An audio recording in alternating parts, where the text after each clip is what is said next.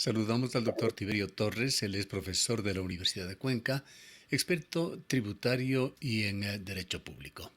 Doctor Torres, quisiéramos con usted conocer cómo va el tema económico de Ecuador relacionado con los impuestos. En 7 meses del 2024 se ha informado que el Servicio de Rentas Internas ha recaudado unos 12.300 millones de dólares, una recaudación que ha subido un 13% con respecto al año anterior y lamentablemente en la contraparte la economía del país continúa estancada.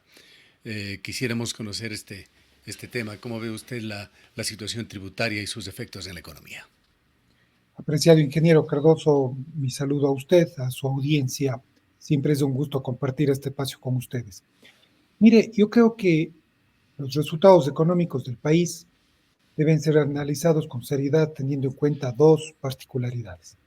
La primera, si bien las cifras que ha dado a conocer el Servicio de Rentas Internas respecto de la recaudación y su aumento, y ahí permítame decir, hacer una acotación propia, su aparente aumento comparado con el año anterior, eh, debe considerarse que está afectada evidentemente por lo que fue la remisión tributaria. Recordemos que el periodo de remisión tributaria acabó de pasar hace unas pocas semanas y que muchos contribuyentes que tenían deudas con el fisco aprovecharon el periodo de remisión tributaria para pagar sus obligaciones. Eso evidentemente hizo que el nivel de recaudación se incremente sin que eso necesariamente pueda ser un reflejo de que la situación económica del país ha mejorado. Entonces yo creo que en esta ocasión, cuando se hace el análisis de tratar de medir o tomarle la temperatura a la economía nacional a partir de los índices de recaudación, hay que ser más bien muy prudentes, porque ese aumento de la recaudación no necesariamente es un reflejo de una buena situación económica o de una mejoría en la actividad económica del país, sino que evidentemente estará afectado por la recaudación que significó el periodo de remisión tributaria. Entonces ahí sería muy valioso que el Servicio de Rentas Internas, además de darnos las cifras de la recaudación conseguida hasta el momento, que bordea o supera los 12.000 millones, nos diga también cuánto es lo que específicamente ha recaudado por concepto de obligaciones que fueron pagadas por los contribuyentes acogiéndose a los periodos de remisión tributaria. Ahí sí podríamos tener una temperatura más o menos cierta de qué es lo que ocurre con la economía nacional. Yo diría, más bien parece ser que si uno hace un análisis de la economía real, de lo que pasa en las calles, yo creo que no puede desconocerse el hecho de que las actividades económicas más bien se han ralentizado. Quizá el incremento del IVA al 15% puede estar produciendo un efecto de disminución en el consumo en determinados bienes y servicios. Todavía es cierto que es temprano para hacer una valoración cierta respecto del impacto del incremento del 15%. Quizá lo prudente es esperar unos 2 o 3 meses más para medir con certeza eso, pero yo diría que en la economía real, en la calle, se siente una desaceleración de la actividad económica. Basta ver cómo algunos negocios han cerrado, cierto es que afectados también por otras circunstancias como la inseguridad, pero evidentemente las medidas tributarias, sobre todo la del incremento del 15% del impuesto al valor agregado, creo yo que están produciendo un efecto de cierta contracción en el consumo de bienes y servicios. De Esto hecho, hace los empresarios a través de sus cámaras se han quejado, han señalado que hay una disminución bastante drástica en las ventas, una disminución en el consumo de hogares en general. Eso es cierto, es lo que les decía yo. Hay que analizar más allá de los números y de las cifras oficiales lo que pasa en la realidad económica. Y ahí iba a acotar yo que quizá es buen momento entonces de que quienes aspiran a ser candidatos a dirigir el país en las próximas elecciones vayan haciendo propuestas ciertas relacionadas con esto, con la realidad económica actual y con las medidas que proponen tomar para lograr una recuperación económica en el país. Vayamos partiendo desde el pasado reciente. Daniel Noboa, como lo han hecho otros presidentes, dijo que no elevará los impuestos. Sin embargo, hubo reformas tributarias y elevación al IVA. Es cierto, mire, yo creo que no hay cómo desconocer una realidad y es que lo que significa el Ecuador desde el punto de vista de su realidad económica y de sus necesidades económicas, no permiten que ningún gobierno, por más que en el discurso y en el ofrecimiento digan no más impuestos o reducción de impuestos, lleguen a aplicar efectivamente ese tipo de medidas. Porque dada la realidad nacional, una disminución de impuestos o una eliminación de impuestos, lo que haría es ponerle aún en más aprietos de los que ya pasa la caja fiscal.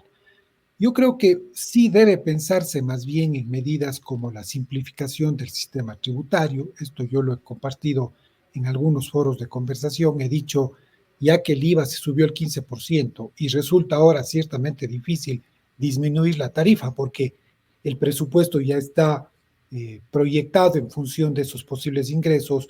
Seguramente los candidatos estarán también haciendo sus planificaciones económicas, sus proyecciones en base a contar con ese 15% del IVA, quizá para poder mantener esa medida que ya se adoptó, que ya produjo el impacto en la gente, que ciertamente hay que reconocer que no produjo un efecto que algunos anunciaron catastróficamente de que se produciría una inflación generalizada, eso ventajosamente no ha ocurrido.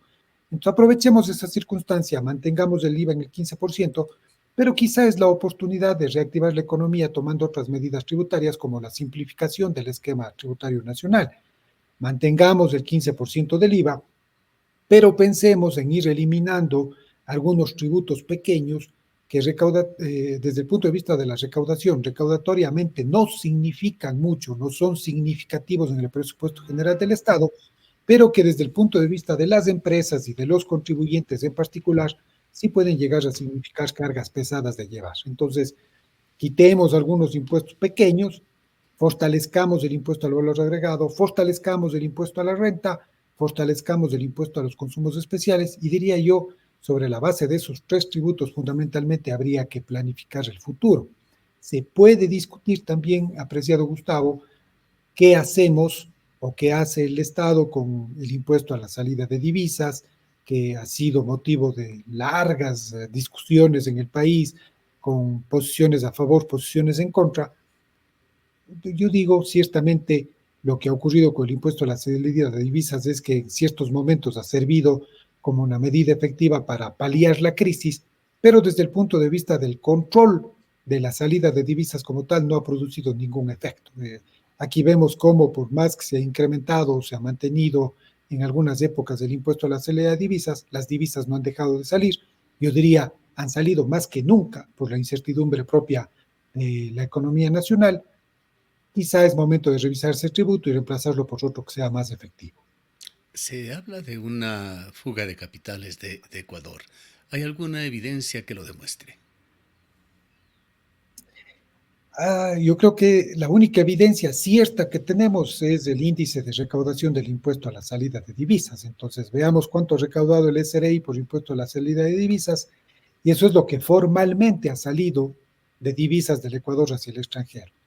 Pero tampoco podemos negar que en la realidad hay un mercado negro de divisas por el cual seguramente habrán salido ya miles de millones de dólares desde la economía nacional hacia la economía de otros países y que es imposible medirlo, apreciado Gustavo. Yo diría, si queremos tener una estimación cierta de cuál ha sido la fuga de los capitales desde el Ecuador, lamentablemente ese es un tema que no lo conoceremos a ciencia cierta nunca. Hay proyecciones también que hablan de que al cierre de este año, más allá de la serie de trofeos que exhiben manejo económico, el gobierno de Noboa, que es apreciado sobre todo en mercados internacionales como imagen, el resultado global de este año, el cierre del ejercicio 2024, será muy similar a la forma en que cerró, que rayaba con el desastre, el gobierno de Guillermo Lasso, que Ecuador cerrará con un déficit no cubierto del orden de los 5.000 millones de dólares.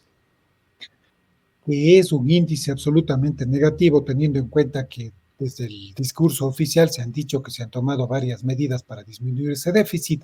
Ese déficit ciertamente no ha logrado disminuirse. Quizá ese resultado no es imputable en su totalidad al manejo económico del gobierno actual de Noboa. Yo diría, aunque el gobierno de Lasso fue en algunos aspectos muy malo, creo que tampoco es 100% imputable a él el resultado económico que obtuvo al final del ejercicio anterior, porque eso es el producto de lo que venía siendo la realidad económica quizá desde hace más de una década atrás. El despilfarro en algún momento en la economía nacional nos está pasando la factura ahora. Eso es lo que pasa en las economías domésticas también. Cuando usted en su casa, sin tener los recursos para gastar, gasta más allá de lo que tiene, lo que hace es hipotecar las posibilidades a futuro. A futuro verá comprometido siempre su presupuesto hasta que tomando algunas medidas de ajuste dolorosas en algún momento logre cerrarlas. Entonces, yo diría, por algo en los mercados internacionales alaban ciertas medidas del gobierno de Noboa. Si uno hace el análisis desde el punto de vista de la macroeconomía, ciertamente hay algunas medidas acertadas que le han dado relativa estabilidad a la situación económica nacional, al menos en los índices generales, pero el tema del déficit en particular es un tema que si no afrontamos con seriedad y no lo afrontan con seriedad los siguientes gobiernos, simplemente en el mejor de los casos se mantendrán los mismos índices, en el peor de los casos vamos a ir viendo cómo ese déficit se incrementa. Yo diría, Mirando al quizá futuro, justamente como usted propone, doctor Torres, ¿qué es lo que tendría que hacerse en Ecuador? Hay quienes consideran que con las necesidades extras que se han generado por la crisis energética que obliga a Ecuador a invertir en este campo, por este conflicto armado interno que ha generado una serie de gastos y necesidades extras, además de una depresión en el país, así como el cierre de Yasuní, nos guste o no nos guste, decidido por el propio pueblo ecuatoriano, pone en una situación bastante difícil al gobierno, con un presupuesto que debería incrementarse según algunos criterios que nos han dado, al orden de unos 40.000 millones de dólares, cuando Ecuador no recauda sino a duras penas algo cercano a la mitad. la recaudación tributaria en sus mejores años ha estado por el orden de los 17.000 millones, es decir, no llegamos ni siquiera a la mitad de esa proyección. Y los ingresos fiscales ahora son los ingresos predominantes en el presupuesto general del Estado. Entonces, la situación ciertamente es muy dura. ¿Qué hacer a futuro con todas estas necesidades que desde ya vemos va a tener que cubrirlas el Estado? Por ejemplo, las inversiones en el sector energético, las inversiones en temas de seguridad, las inversiones o el gasto corriente que tiene que afrontar en lo que ya usualmente viene gastando en la prestación de servicios públicos. Yo diría, quizá es momento de que más allá de las posiciones ideológicas, en el Ecuador nos sentemos a pensar seriamente en que dejemos de lado cierto romanticismo relacionado con la soberanía y, por ejemplo, permitamos que en los sectores estratégicos como el de la energía haya una inversión agresiva privada. Ahí está el dinero que podría llevar a efecto los proyectos que necesitamos para satisfacer la necesidad de energía. Concesionemos sus proyectos a largo plazo, el Ecuador se evita hacer esa inversión en este momento, satisface de otro lado la necesidad de energía y ya tendríamos cubierto una de las necesidades presupuestarias. El tema de la seguridad necesariamente tiene que salir del presupuesto general del Estado. Ese sí es un tema en el cual el Estado no puede perder el monopolio de la fuerza pública. Ese es un gasto que tiene que el Estado asumirlo necesariamente. Y también con miras a cubrir los otros gastos corrientes estatales, inversiones corrientes del Estado, la prestación de servicios como el de salud, de educación pública, que no pueden desatenderse, hacen que el Estado tenga que tomar ciertas medidas duras. Yo me iría, además de la inversión privada para el tema de la energía, la inversión privada para el tema de la obra pública. Ahora, por ejemplo, permítame hacer un paréntesis pequeño aquí. Ahora que se vuelve a escuchar el tema de, por ejemplo, retomar proyectos como el de la autopista Cuenca-Guayaquil, esos temas deben pensarse desde el inicio en que deben ser asumidos por la inversión privada, quizá en alianzas público-privadas, quizá en la figura de la concesión. Dejemos de lado el romanticismo de la exclusividad estatal en algunas áreas como estas. Eso nos permitirá que esos recursos que ya no los usemos en esas áreas los destinemos a la seguridad, a la salud, a la educación. Pero también, les decía yo, si no se toman medidas que pueden resultar duras desde el punto de vista del ajuste, tampoco podremos salir. ¿Qué medida dura desde el punto de vista del ajuste podríamos tomar?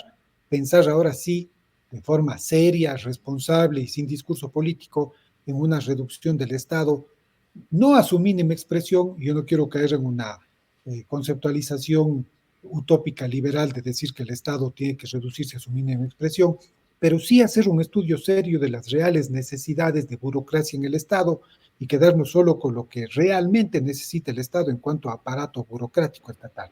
Y deshagámonos de todo lo demás, que a la larga significa una pesada carga para el Estado.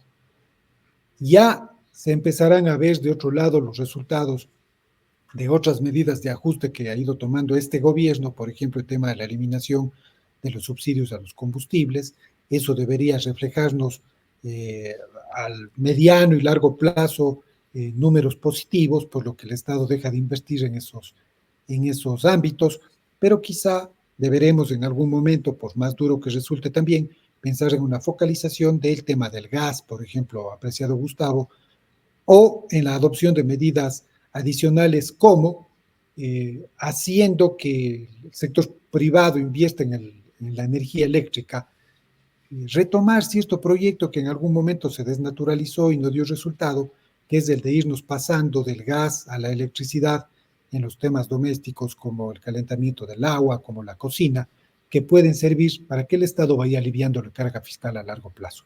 Bien, Le iba a decir, eso sí, esas medidas muy pensadas técnicamente y no políticamente como en su momento quisieron hacerse.